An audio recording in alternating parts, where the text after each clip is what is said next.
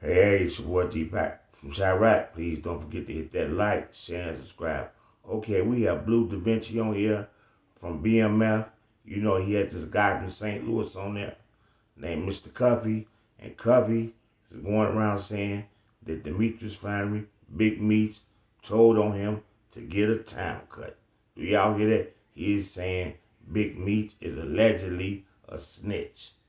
Because he told on him, he got the paperwork to show all that. So enough of me talking. I'm going to give my little spiel after I let you guys hear him tell Blue Da Vinci all about the situation. Right here, man, St. Louis legend. You know what I'm saying? And I know people heard me speak about Meech's paperwork situation with the last interview that we had, and a lot of people had a lot of stuff to say. They don't believe it, Blue's hating. You know what I'm saying? And when I went back and I looked at everything, I was like, you know what, bro? It's only right and only one way to really do it. Only one way to really do it is just let dog speak for itself. So I wanted him to call in, and this is him calling in during the interview. Go ahead, Cuff, man. You can introduce yourself and take the flow. Blue, my nigga, what's up, man? Yes, sir. Hey, you know, a lot of people, man, is thinking that this thing is made up or this thing is fake or that I have an axe to grind. You feel me? Right. But I'm in here with a 27-year sentence based on Demetrius Flannery, that you all know as Big Meech, and Tammy Collins, known in the paperwork as CS1. Right. Confidential source 1. So what Big Meech did was call a third-party cooperation. Y'all heard that? Listen. Was signed up to be a DEA informant to give Demetrius Flannery a time cut, plain and simple. Right. So okay, so can you break down the story? Like, how do you know this? And how did you come upon this information? How do you know? How do you came upon this information, though? We were rewarded what's called a Frank jury. It's based on a case called U.S. versus Frank. So I would implore your listeners to look the case up. And what a Frank jury entails is that you're able to cross-examine your accusers, meaning government agents, meaning informants, and so on and so forth, just like a regular trial. So this was testified in court. Period. Point blank. This was testified in court that I became a government informant to give Demetrius Flannery a time cut. That's what was said on the stand, bro. The lady became a government informant to give Demetrius Flannery a time cut. But I think people want to ask a question of this, though. This is what I got hit with a lot is, all right, then if he did it to get a time cut, then how come he still did all that time? Well, what they don't understand is that he never received the time cut. Y'all hear this? What came out was that she had an illicit sexual relationship with Special Agent Keith Cromer. Special Agent Keith Cromer. Handler. But her first DA handler was the guy, as you should know, Blue, who wrote the BMF indictment, Special Agent Jack Harvey. Special Agent Jack Harvey is the person that locked us all up. He was also the person that locked up Terry White, which was her first case as a DEA agent.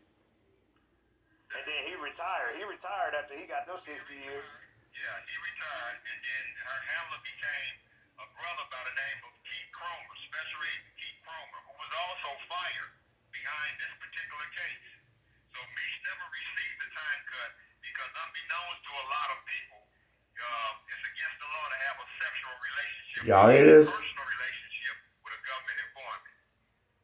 Somehow, some way, because I don't know how she met Special Agent Jack Harvey. You can leave that up to question. How did Big Meech's personal assistant / the person that handles all this business / the person that owns BMF Entertainment to this day since 2008? So now she meets Special Agent Jack Harvey, and then she starts working for Special Agent Jack Harvey, but not for the Meech case. It was for a whole nother case first. It was for Terry White. But once that case went well, okay, and once that went past and Terry White got his 30 years, Special Agent Jack Harvey retired. But now she was ready to go do the case for Meech and help get Meech his time cut. So now when Meech came up, it was a new person that came on it. His name was what's his name again, big homie? Special Agent Keith Cromer is the new special agent after Jack Harvey retired. Now he's her handler, and they engulfed in a personal relationship, sexual, however they called it in the court. And through that relationship, it tainted the case, and it was dishonorable at that point. They had to throw that out. You heard what this guy said? Big Meech went to a third party, the female, his personal assistant or something. She became informant for the DEA through a third party. And this right here is 120% right. Man, this guy is not lying. I talked to my homie before I made the video. He did 30 years in the Fed straight. You can go through a third party and set some guys up. This is how it works. This is what he told me. He said, Pac, if some of this is what these guys doing, just say, like he was in jail, he could have called me, called the DA. I got my boy Pac out there. He's willing to get out for me. He gonna work to get me a time cut. It's a guy in Chicago. He had his wife going around sleeping with guys in different states allegedly and setting them up to get her husband a time cut. And this is 120% right. I don't care who get mad. Big Meech and Terry supposed to got life in jail. People talking about, man, why they give him 37 years? I got a homie. He took 25 years on a cop-out. His mother was on the case because she was serving with him. She said, I got cancer, Your Honor. They told her on these pictures, when you was going to Vegas and all out of town in Miami, selling that stuff, you wasn't worried about no cancer. Then, don't worry about it now. Man, Meech supposed to got life. Just like they did Larry Hoover. Larry Hoover never sold no drugs, never did nothing. He been in jail since 1973. And that little stuff they put together out there on the street, because they made up, changed GD from gangster disciple to growth and development. And he brought over 40, 50,000 guys to sign up for vote, and they marched to the Daily Center. They wiped them out for that. But back to the story. This guy, Mr. Cuffy from St. Louis, is not lying. Meech, man, they play them type of games in the Fed joint. So, enough of me talking back to the blue.